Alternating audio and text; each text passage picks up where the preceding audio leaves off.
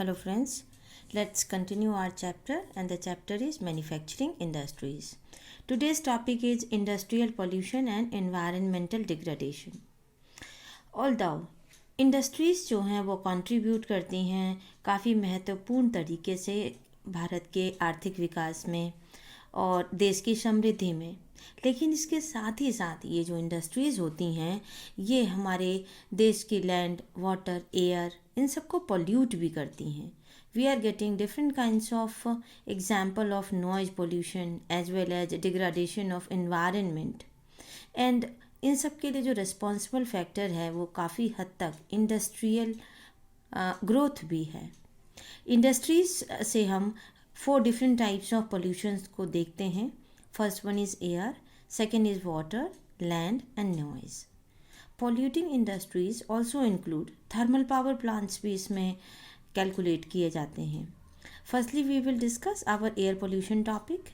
Basically, air pollution is caused by the presence of high proportion of undesirable gases. कहने का मतलब है वो गैसेस जो हमारे लिए फ़ायदेमंद नहीं हैं, जैसे कि sulphur dioxide, carbon monoxide. Airborne particular materials contain both, इसमें सॉलिड और लिक्विड पार्टिकल्स दोनों होते हैं, जैसे कि डस्ट भी है, spray, mist and smoke. Smoke जो है वो सबसे ज़्यादा निकलता है केमिकल और पेपर फैक्ट्रीज से, ब्रिक क्लिन्स जो ईंट के भट्टे होते हैं, रिफाइनरीज, स्मेल्टिंग प्लांट से, या हम ज़्यादा से ज़्यादा जो फॉसिल फ्यूल्स हैं उनको जलाते हैं तब. Either it is happening in big industries और small scale industries.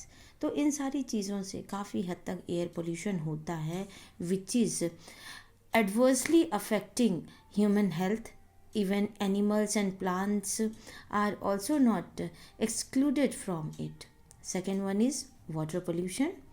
Water pollution होता है तब जबकि इंडस्ट्रीज से निकलने वाला जो वेस्ट है, चाहे वो ऑर्गेनिक हो या इनऑर्गेनिक हो, अफ्लुएंस, इन सारी चीज़ों को जब बिना ट्रीट किए रिवर्स में डिस्चार्ज कर दिया जाता है. इसके लिए मुख्य आरोपी कुछ इंडस्ट्रीज़ हैं, like paper industry, pulp industry, chemical industry, textile, dyeing करने का जो काम करते हैं, पेट्रोकेमिकल रिफाइनरीज़ हैं, टेनरीज जहाँ पर एनिमल स्किन को ट्रीट किया जाता है. इन सारी जगहों पर बहुत सारे chemicals, acid, salt, heavy metals, बहुत सारी चीज़ें जो हैं उनसे संबंधित इंडस्ट्रीज़ बड़े पैमाने पर अपने रिमेनिंग सब्स्टिट्यूट के द्वारा हमारे पानी को गंदा करती हैं. फ्लाई ऐश आपने देखा होगा, थर्मल पावर प्लांट में कोल को जलाने के बाद जो राख बचती है उसे हम फ्लाई ऐश कहते हैं. Gypsum and iron steel slags, ये मेजर सॉलिड वेस्ट भी हैं. तो बड़े पैमाने पर ये सब हमारे वातावरण में मौजूद वाटर रिसोर्सेज को पोल्यूट करते हैं.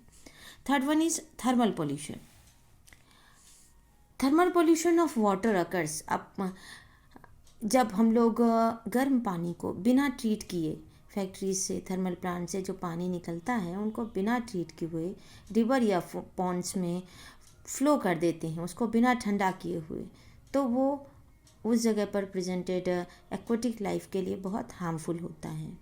Waste from nuclear power plants, nuclear and weapon production facilities, इन सब की वजह से कैंसर, बर्थ डिफेक्ट्स जैसी प्रॉब्लम्स आती हैं. कई बार मिसकैरेजेस भी हो जाते हैं प्रेग्नेंट लेडीज़ के. Soil and water pollution are closely related.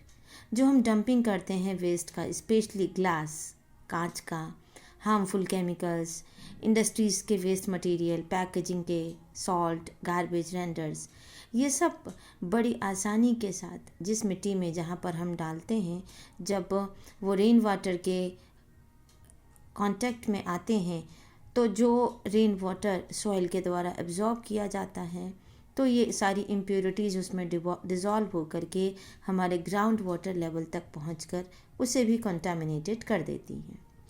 Next is noise pollution. Noise pollution न केवल लोगों में इरिटेशन और एंगर को बढ़ाता है, साथ ही साथ में ये लोगों में हियरिंग इम्पेयरमेंट, सुनने में भी परेशानी, बाधा को उत्पन्न करता है. इसकी वजह से लोगों का हार्ट रेट बढ़ जाता है, ब्लड प्रेशर बढ़ता है और भी बहुत ज़्यादा मनोवैज्ञानिक प्रभाव हमें देखने के लिए मिलते हैं। बहुत तेज़ स्क्रीमिंग साउंड या अनवांटेड साउंड जो है, इससे हम इरिटेटेड हो जाते हैं और साथ ही साथ it increases our stress level also.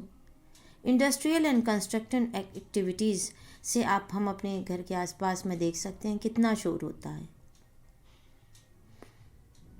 Machinery, factory equipment, generators, सौ जहाँ पर आरा मशीन जो चलती हैं, इलेक्ट्रिक ड्रिल्स, आपके घर में भी इन सब का अगर इस्तेमाल होता होगा तो बहुत आसानी से आप देख सकते हैं कि ये बहुत तेज़ पोल्यूशन क्रिएट करती हैं। अर्बन एरियाज़ में जितने ज़्यादा मॉडर्न फैसिलिटीज़ जो हैं आज हम लोग इंजॉय कर रहे हैं, उसको इंजॉय करने के दौरान हम लार्ज स्केल पर अपने नेचर को डिग्रेडेड भी कर रहे हैं।